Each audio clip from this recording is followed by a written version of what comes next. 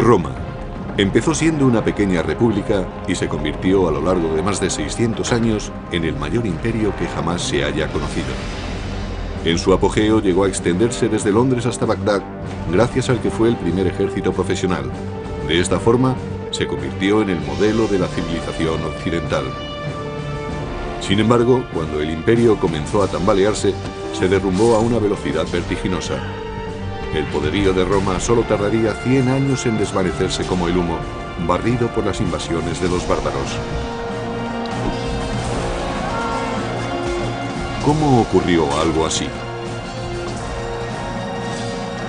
El Imperio Romano, la primera guerra bárbara.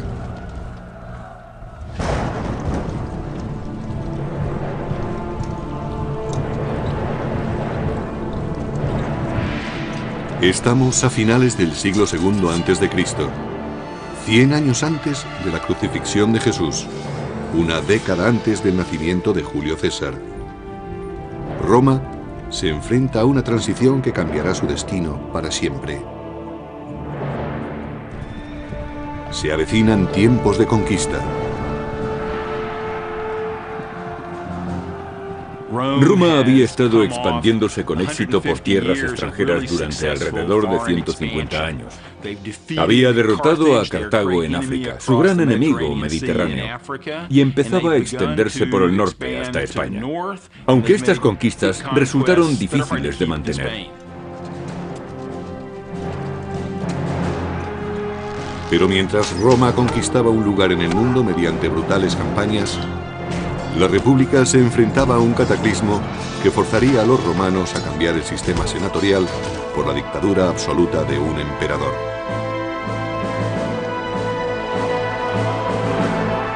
Todo empezó con la primera guerra con los bárbaros. En el año 113 a.C., Roma era dueña absoluta del Mediterráneo, pero junto con los territorios conquistados aparecieron nuevos enemigos. Los romanos sabían que había otras gentes más allá, especialmente al norte, y que eran incluso más temibles que los ejércitos que habían derrotado anteriormente. Les preocupaba que aquellas gentes invadieran Roma. Más allá de las fronteras romanas, los soldados se enfrentaban a una clase desconocida de guerreros. Los llamaban bárbaros, una palabra que significaba extranjero y rudo. Cualquiera que no siguiera las costumbres ni hablara las lenguas clásicas latín o griego era considerado alguien diferente, un bárbaro. Para los romanos estas gentes eran inferiores porque eran mucho menos civilizados que ellos. Solo la escarpada cordillera de los Alpes mantenía a raya a los bárbaros del norte. Desde el punto de vista de los romanos, la cordillera de los Alpes al norte de Italia era la barrera que los mantenía separados de las invasiones. Pero los romanos no controlaban aquella barrera. Sabían que podía ser rebasada en cualquier momento y temían que el enemigo entrara en Roma a través de ella.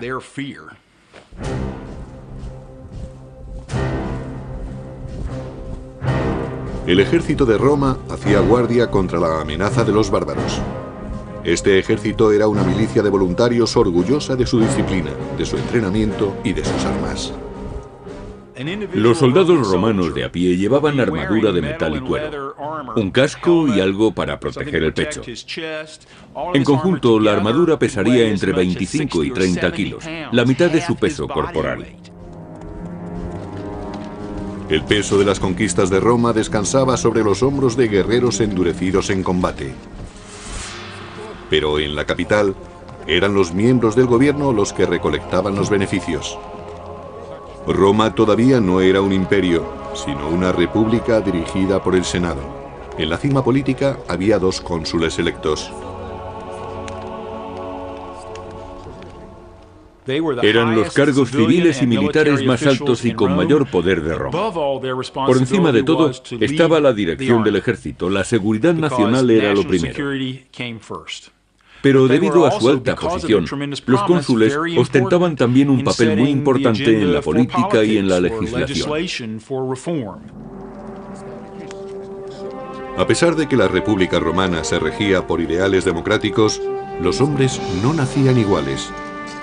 A pesar de que los soldados ganaran numerosas batallas para Roma, jamás podrían aspirar a ser cónsules. El más alto cargo del Estado estaba reservado a familias importantes, como la de Gnaeus Papirius Carbo. Un número muy reducido de familias dominaba las elecciones a cónsul, debido a que en Roma se creía que eran imprescindibles los honores que provenían directamente de personas distinguidas de la sociedad. Al expandirse Roma, los honores dejaron de basarse en el mérito para hacerlo en el dinero. Lo que ocurrió fue que conforme Roma iba conquistando más territorios, más riquezas había en las ciudades del imperio. Y las riquezas ligadas al poder corrompían a ciudadanos y aristócratas por igual. Según se conseguía más poder con las riquezas, más atractivas eran estas para la sociedad romana y más peso tenían en la política. Gracias a su fortuna, Carbo pudo comprarse el puesto de cónsul. El sistema electoral en Roma, a finales de la República, era extremadamente corrupto. Había personas que otorgaban toda clase de prebendas, hacían regalos o simplemente pagaban para conseguir votos. Pero al norte de Europa, una peligrosa tribu desconocida hasta entonces, la de los cimbrios, avanzaba desde sus poblados hacia territorio romano. Sin ningún atisbo de civilización, los cimbrios infundían terror, según relata el antiguo historiador y biógrafo Plutarco. Se creía que eran tribus germánicas, debido a su gran estatura y al color azul claro de los ojos. Además, su nombre, cimbrios, es el término germánico para saqueadores. Conducidas por un gran líder, Boiorix, sus hordas dejaban un rastro de destrucción allá por donde pasaban. Eran gentes características de la Edad de Hierro. Todavía hoy no se sabe exactamente qué es lo que buscaban.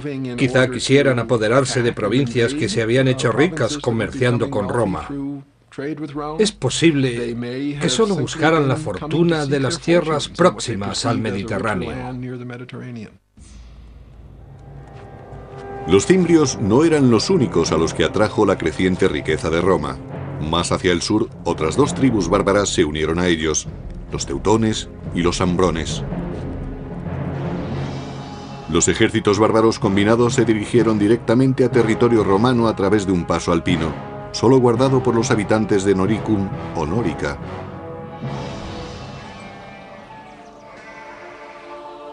Aunque Nórica no era territorio romano, su proximidad hacía que su gente estuviera fuertemente ligada a la República Romana. Nórica era una región situada en el territorio que ocupa la Austria moderna. Los romanos llamaban a sus habitantes Norici debido al nombre de la región, Noricum. Los Norici controlaban los pasos alpinos. Los romanos comerciaban también con los Noirici, pues tenían fama por su habilidad en el trabajo de los metales preciosos y del hierro. La riqueza de los Norici se basaba fundamentalmente en materias primas tales como oro, plata y sal. La minería de la sal era muy importante en los Alpes. Los romanos necesitaban grandes cantidades de sal para usarla como conservante y requerían ese conservante permanentemente. Los pueblos de Nórica eran una tentación irresistible para los despiadados guerreros cimbrios. No les faltaban armas, por lo que podían iniciar un saqueo en cualquier momento. En el segundo y primer siglo antes de Cristo, los cimbrios tenían espadas, lanzas y escudos. Los cascos eran muy raros, pero estaban equipados con un armamento muy efectivo. Pero los bárbaros ansiaban algo más que las riquezas de los habitantes de Nórica. Los bárbaros del norte emigraban para conquistar nuevas tierras. Su objetivo no era simplemente realizar una incursión y marcharse. Querían vivir cerca de Roma. Los artesanos de Nórica no tenían ninguna posibilidad contra los guerreros del norte.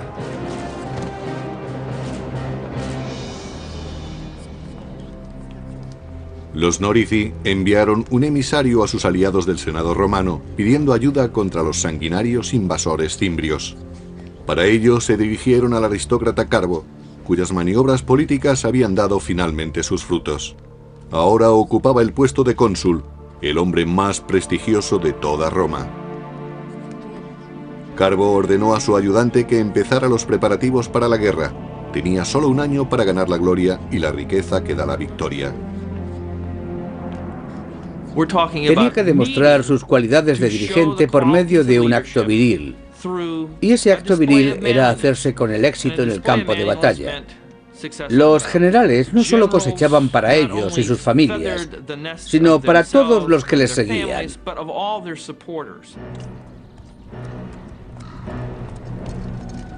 Carbo aceptó el reto y llevó sus tropas a Nórica. A pesar de su total inexperiencia en las artes de la guerra, estaba ansioso por demostrar que era algo más que un acaudalado senador.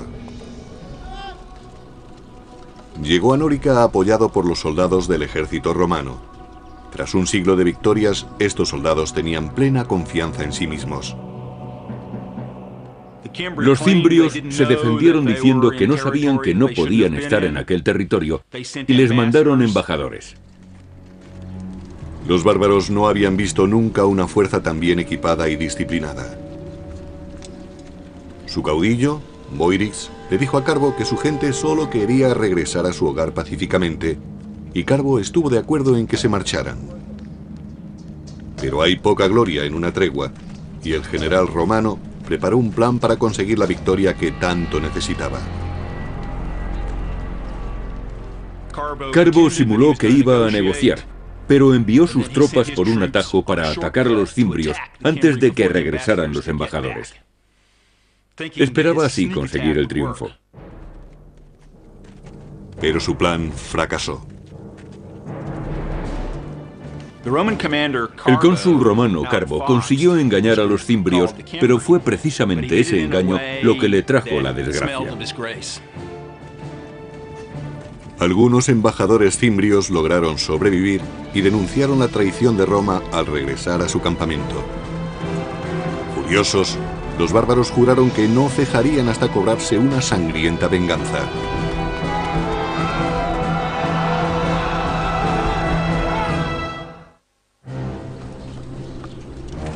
En 113 a.C., el general romano Carbo parlamentó en busca de paz con unos violentos bárbaros, los cimbrios, pero finalmente se retractó y asesinó a sus embajadores.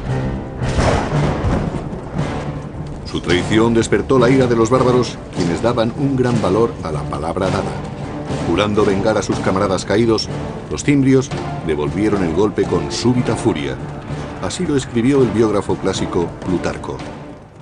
Su valor y osadía no tenían parangón.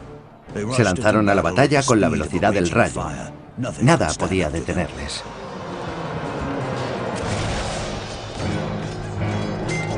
Conducidos por dos caudillos, Boirix de los cimbrios y Teutobocus de los teutones, los bárbaros avanzaron en oleadas incontenibles.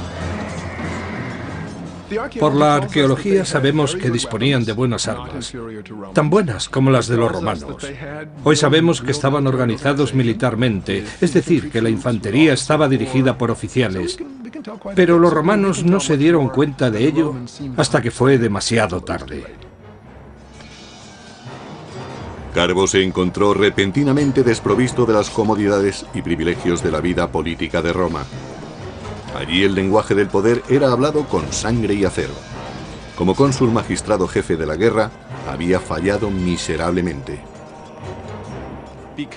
Debido a que el cargo de magistrado jefe de la guerra solo duraba un año, quien lo ocupaba solía ser un novato en el campo de batalla. Era frecuente que la dirección de la guerra estuviera en manos de ineptos y que ocasionalmente acabara en un desastre para Roma. La batalla de Nórica fue uno de esos desastres.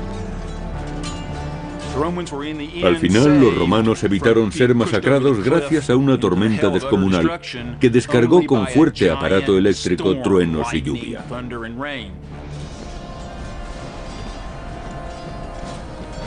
Derribado de su caballo, Carbo trató de huir de aquel caos de muerte.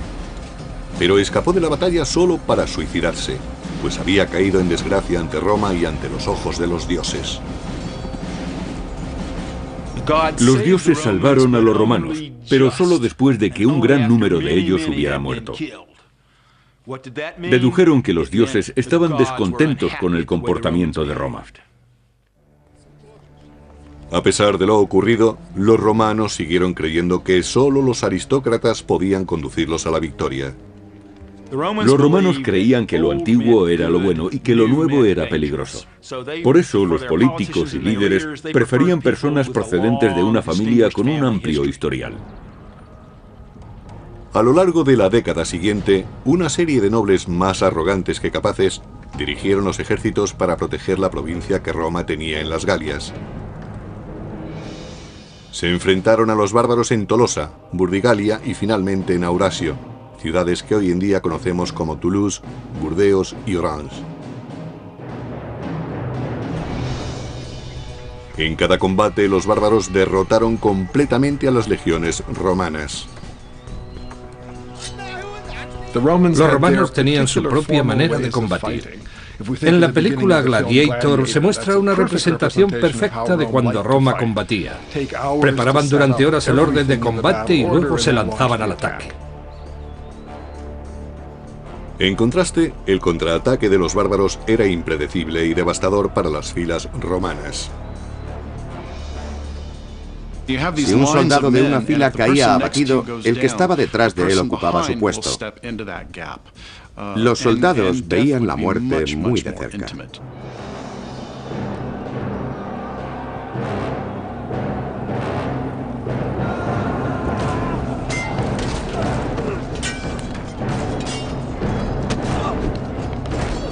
Los tributos de sangre fueron asombrosos. Solo en Aurasio fueron masacrados 80.000 romanos en una tarde. Cuando un ejército pierde cohesión, sus hombres pasan a ser peces en un estanque. Se les captura fácilmente desde cualquier esquina. Cuando cae un flanco, los vencedores matan a los enemigos uno a uno, sin correr ellos ningún riesgo. Lo que en principio era una batalla organizada pasa a ser una ejecución en masa.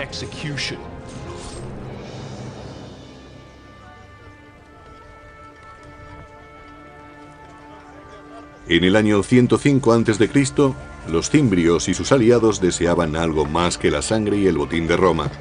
Algunos miembros del clan habían ido allí a echar raíces. Eran agricultores y comerciaban con sus productos.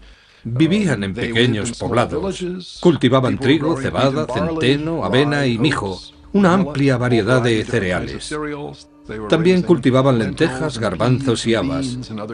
El ganado era extremadamente importante. Criaban cerdos, cabras y corderos. La nueva situación alarmaba a los romanos. Para ellos, la amenaza no eran solo los guerreros bárbaros, sino también sus mujeres. La presencia de las mujeres indicaba a los romanos que los invasores habían llegado para asentarse.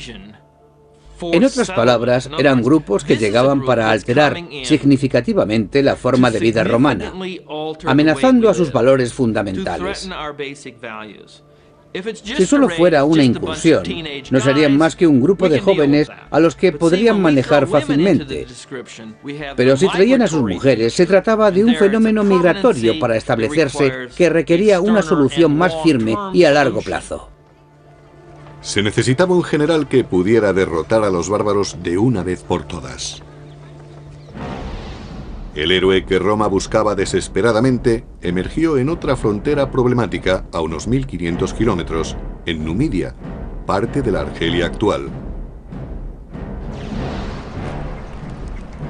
Durante 8 largos años, los romanos solo habían experimentado derrotas, hasta ahora.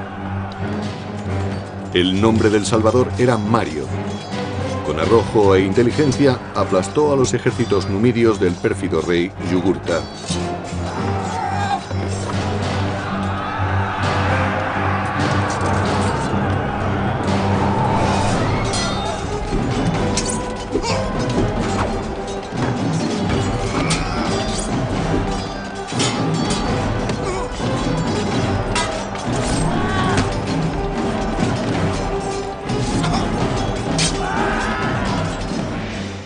Roma necesitaba grandes soldados, y Mario era el mejor que había tenido.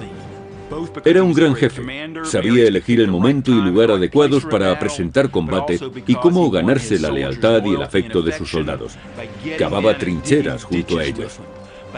Comía la misma comida y estaba en mejor forma que ellos, aun siendo los soldados mejor preparados del mundo. Y lo hacía con naturalidad, pues Mario no era ningún aristócrata y hablaba con orgullo de sus orígenes humildes.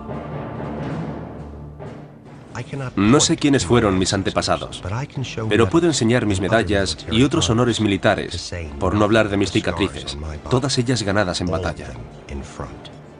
Estos son mis títulos de nobleza. Ahora, cuando los bárbaros del norte se acercaban, los romanos recurrieron a Mario, su última esperanza. Al final del segundo siglo a.C., una tribu bárbara muy violenta, los cimbrios, junto con sus aliados los teutones y los ambrones, arrasaron la frontera del norte. Una aterrorizada Roma recurrió entonces a su mejor general, el nuevo cónsul Mario. Era un probado jefe militar, y los romanos no querían fallar ahora contra los teutones y los cimbrios, que habían derrotado ejército tras ejército. Había que resolver inmediatamente el problema enviando a la batalla a un líder capacitado. Pero el gran Mario no podía dirigir sin hombres que le siguieran. Devastada tras una década de guerra, Roma pasaba por una escasez crítica de soldados. Los romanos llevaban años de luchas contra las tribus germánicas, y en esos años, el 113, 109, 107, 106 y 105 a.C., perdieron a muchos hombres en el campo de batalla. Por tanto, se enfrentaban a una terrible crisis. A pesar de una enérgica campaña de reclutamiento, Mario no logró encontrar suficientes terratenientes que quisieran luchar. Para ingresar en el ejército romano en la Alta República había que tener propiedades, recursos, y eso causaba problemas al ejército romano a la hora de conseguir un número suficiente de soldados. La solución de Mario fue tan sencilla como radical. Envió a reclutar soldados entre las gentes pobres que no poseían tierras. Si no había que tener propiedades para ser ciudadano romano, ¿por qué tenerlas para ser legionario? Muchos querían ser soldados, era un buen trabajo y muy emocionante. Brindaba buenas oportunidades para el saqueo, lo que garantizaba vino, mujeres y diversión. Y ofrecía la posibilidad de ver mundo a costa del gobierno. Ocurrió lo mismo que hoy en día en las oficinas de reclutamiento. Mario permitió que cualquiera pudiera ingresar en el ejército, con lo que Roma dispuso de una cantera de hombres mucho más extensa para formar sus legiones. En la sociedad romana convivían muchísimos más pobres que gente de clase media. La vieja guardia medía a los reclutas por sus ganancias. Mario eligió a los suyos por su aptitud para el combate. Si podían enfrentarse a un legionario, podrían enfrentarse a los bárbaros. Al extender la búsqueda de legionarios a todo el proletariado, se consiguió inmediatamente que el soldado corriente dependiera aún más del éxito del jefe. Se suponía que el general debía mantener a los soldados que trabajaran bajo sus órdenes y ser generoso con ellos. Atraídos por la promesa de ganar riquezas, surgió una nueva clase de soldados romanos. Mario prometió darles todas las armas y formación que necesitaran. Os enseñaré a derrotar al enemigo, a no temer más que a la desgracia, a dormir en el suelo y a luchar con el estómago vacío. En el año 104 a.C., Mario se dirigió con su ejército a las Galias para enfrentarse a los cimbrios. Por suerte para los romanos, los bárbaros eligieron ese preciso momento para abandonar las Galias e invadir Hispania. Aquel error táctico dio a Mario un tiempo precioso. Mario formó un nuevo ejército partiendo de la nada y consiguió que sus soldados se endurecieran y se desvivieran por su ejército. Mario introdujo muchas innovaciones en el ejército. Entre otras cosas, distinguió cada legión con un águila de plata como estandarte. También entrenó a sus hombres para que llevaran su equipo. Así se desplazaban más rápidamente. Pero a veces iban tan cargados que decían de sí mismos que eran las mulas de Mario. Por tanto, no necesitaban animales de carga para llevar a su ejército al combate. Ellos mismos hacían de mulas. Aquello les hacía más efectivos, más flexibles. Fue precisamente esa flexibilidad de las legiones lo que hizo que triunfaran las reformas de Mario, además de la estandarización del equipo. Bien equipados y unificados en espíritu, los soldados de Mario estaban listos para luchar, pero aún no habían sido probados en combate. Pasaron 2 años sin que aparecieran los bárbaros, pero seguían inspirando temor. Los romanos ignoraron los antiguos límites del mandato consular y reeligieron cónsul a Mario como magistrado jefe de la guerra. Para resolver parte del problema de la amenaza del norte, le dieron a Mario un mando extraordinario en los años 104, 103, 102, 101 y 100 para que siguiera siendo cónsul. Lo reeligieron una vez tras otra. Finalmente, la amenaza fantasma se hizo real en el año 102 a.C. Los cimbrios, teutones y ambrones partieron del norte y del oeste en dirección hacia Roma. Mario construyó una fortaleza cerca de Aurasio y envió otro destacamento para proteger Nórica.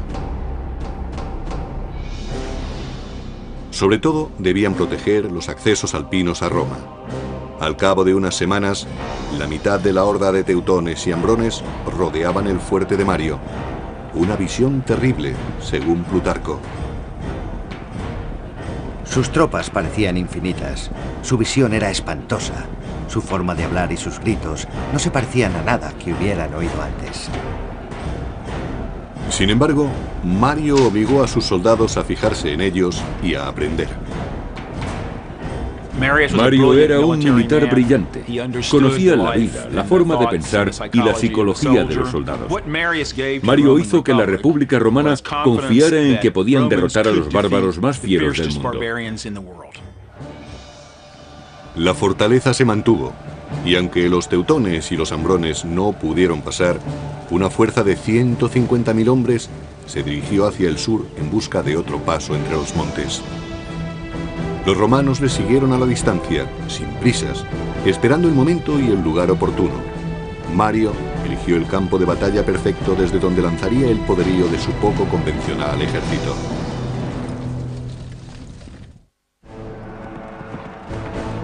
En el año 102 a.C., miles de bárbaros se dirigían a Roma. El gran general romano Mario persiguió a los teutones y ambrones mientras trataban de encontrar un paso entre los Alpes. Trasladó a sus soldados desde su fortaleza de Aurasio a Aquae-Sextiae, la actual Aix-en-Provence de Francia. Allí, Mario ordenó a sus hombres que acamparan, tras elegir cuidadosamente su posición. El campamento romano era una pieza singular de su maquinaria militar. Preferentemente debía estar situado en un alto para observar las maniobras del enemigo. Tenía forma de cuadrícula y estaba rodeado de un foso profundo con un terraplén que conducía directamente a él, conocido como Ager. Todos tenían una misión que cumplir. Solían tener una característica adicional que este campamento particular no poseía.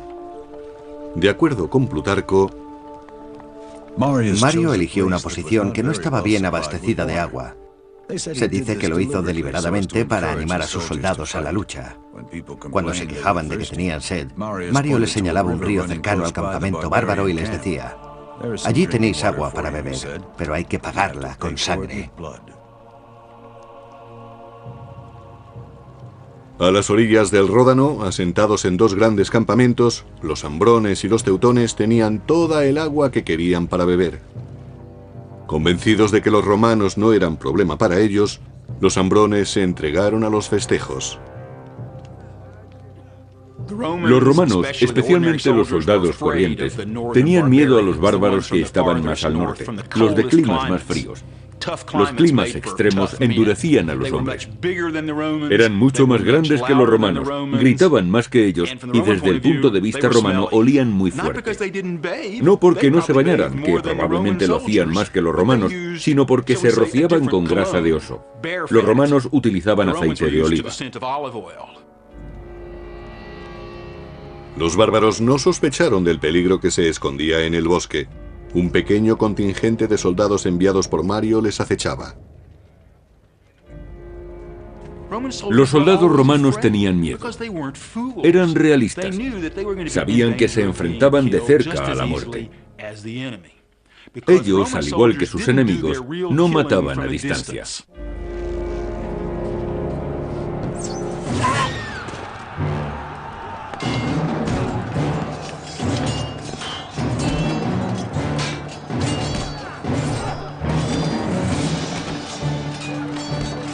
Las mulas de Mario se lanzaron al ataque, pero los bárbaros acudieron rápidamente en masa para contraatacar. Cuando la derrota parecía cernirse sobre los romanos, Mario mandó refuerzos. Los romanos empujaron a los ambrones hacia su campamento, donde la batalla tomó un extraño rumbo. Así lo explicaba Plutarco. Aparecieron mujeres armadas con espadas y hachas, profiriendo los gritos más horribles. Se lanzaron al combate, y aunque sus cuerpos resultaran acuchillados, seguían luchando hasta el final con un espíritu inquebrantable. Las mujeres bárbaras siempre iban al campo de batalla. Algunas veces, en vez de luchar, empujaban los carros detrás de los hombres. Para impedir que se retiraran, los bloqueaban. Las mujeres tenían tal sentido del honor y de la libertad que creían que era mejor morir luchando que escapar.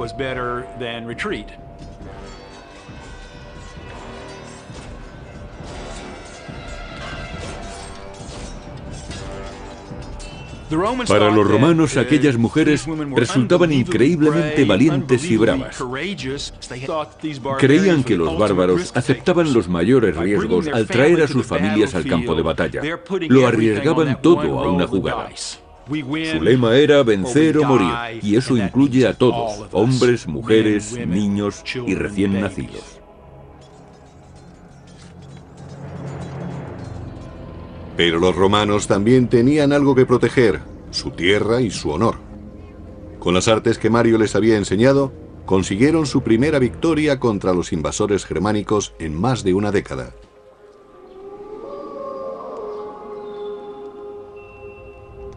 En su campamento, Mario se preparaba para el ataque de represalia que sin duda lanzaría Teutobochus, rey de los teutones.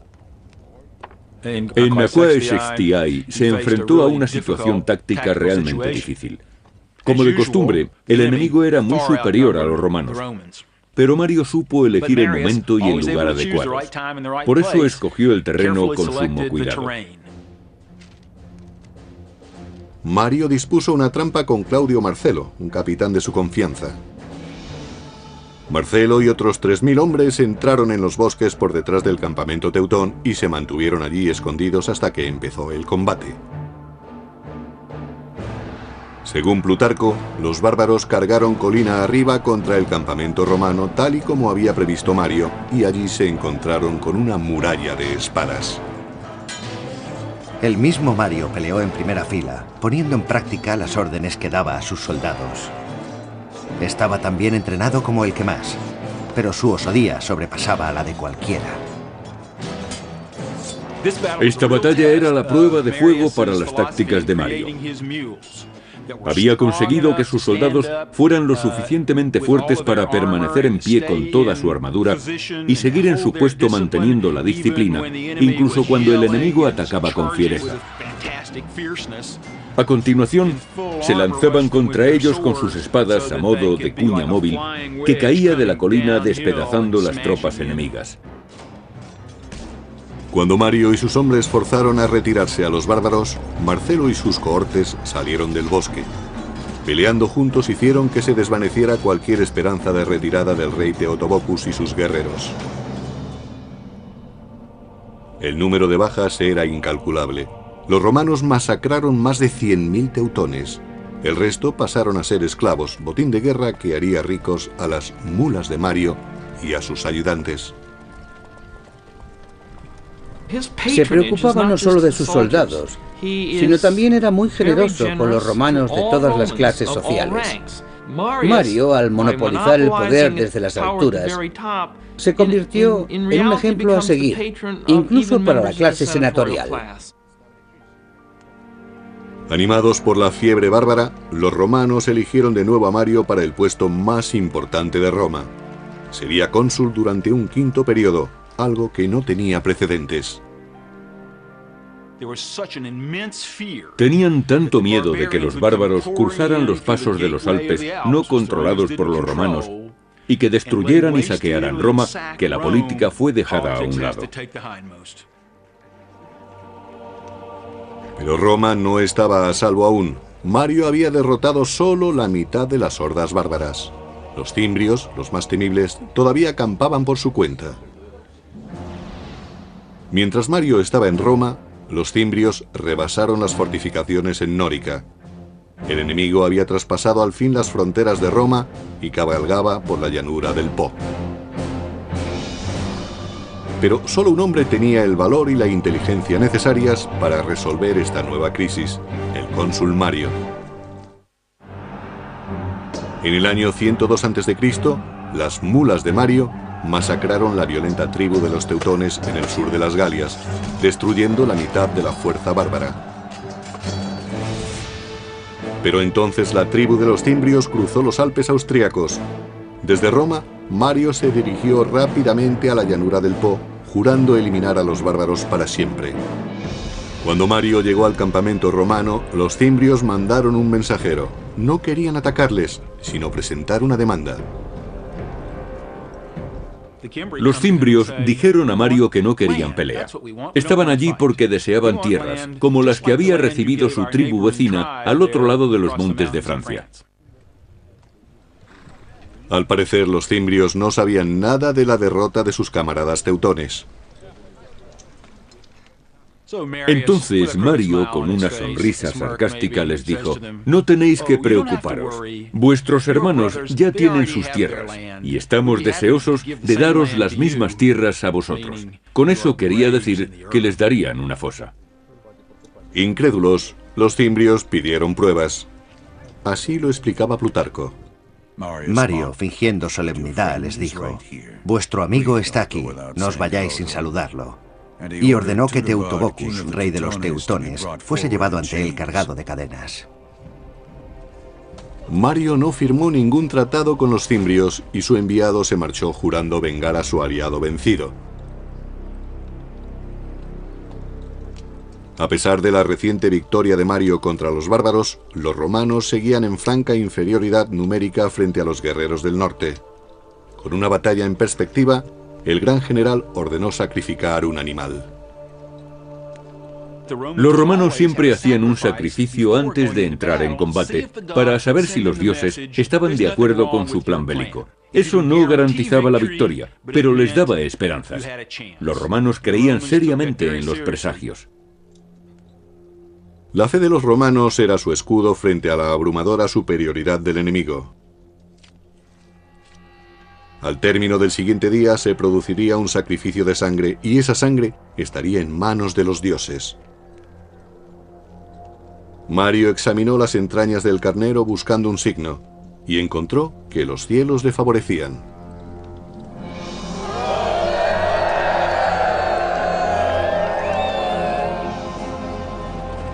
En el año 101 a.C., toda Roma sufría mientras los dos enemigos mortales se enfrentaban en la aldea de Vercelli, en la moderna Italia. Formada por 15.000 jinetes, la caballería de los cimbrios avanzó por el campo de batalla. Le seguía de cerca su temible infantería, miles de hombres en masa corriendo a toda velocidad. Cuando los romanos establecieron su línea de combate, Mario hizo una última petición a los dioses. Así lo explicaba Plutarco. Mario lavó sus manos y las alzó al cielo, jurando ofrecer un sacrificio de 100 bestias si conseguía hacerse con la victoria. En conjunto, los romanos contaban con algo más de 50.000 hombres para enfrentarse al doble de cimbrios. Eran la pesadilla de los romanos, pero Mario supo burlar al enemigo. Situó sus tropas de forma que el sol saliera por detrás de sus soldados para que cuando estuviera en el cenit se reflejara en las armaduras y éstas proyectaran destellos. Los bárbaros creyeron que el cielo estallaba en llamas y que los dioses estaban ayudando a sus enemigos. Notando la súbita ansiedad de los cimbrios, los romanos atacaron.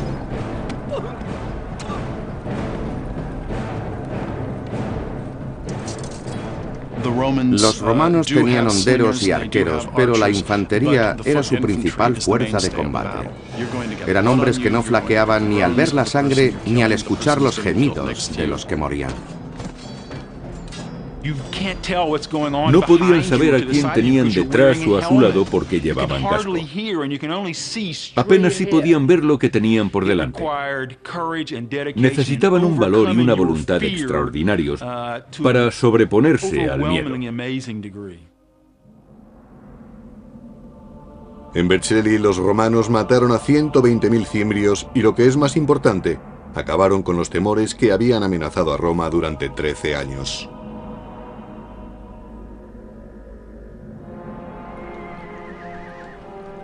Tras la guerra, Mario volvió a Roma convertido en héroe. La multitud lo ensalzó como salvador de la República. A pesar de la vieja ley que no permitía ser cónsul 2 veces consecutivas, fue aclamado nuevamente para el puesto. Al hacerse de nuevo con el poder para el pueblo, Mario se acercaba cada vez más al concepto de jefe absoluto, el emperador.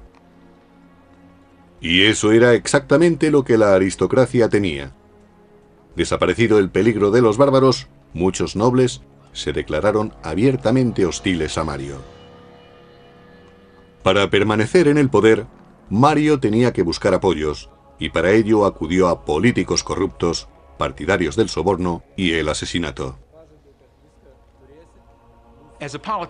Desgraciadamente, Mario no supo elegir bien a sus aliados. En el terreno político, Mario no era decisivo, ni tenía la perspicacia que había tenido en combate con las lanzas y las espadas. Celoso de otros potenciales líderes militares, Mario ordenó asesinar a muchos de sus rivales. Bajo el mandato de Mario, la violencia se impuso al debate a la hora de dilucidar diferencias políticas. El general había salvado a Roma, solo para recortar el poder de la República. Sin embargo, Mario nunca perdió el afecto popular. En el año 86 a.C., poco antes de su muerte, le volvieron a elegir para un extraordinario 7º mandato consular.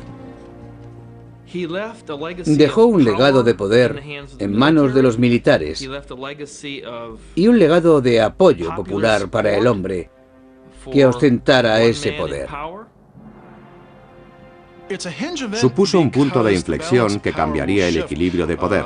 En lugar de controlar el sistema consular entre varias familias, lo haría un único jefe militar.